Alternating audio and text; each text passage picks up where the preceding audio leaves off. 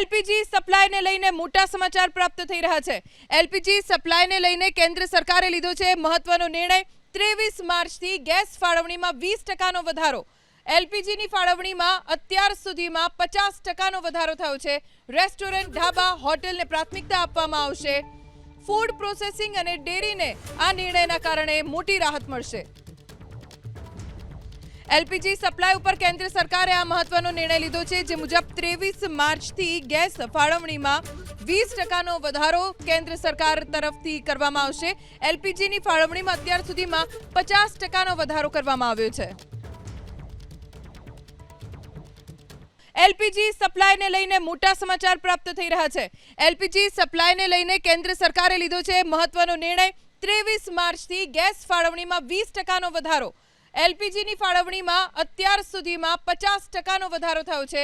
Restaurant, dhaba, હોટેલને પ્રાથમિકતા આપવામાં આવશે।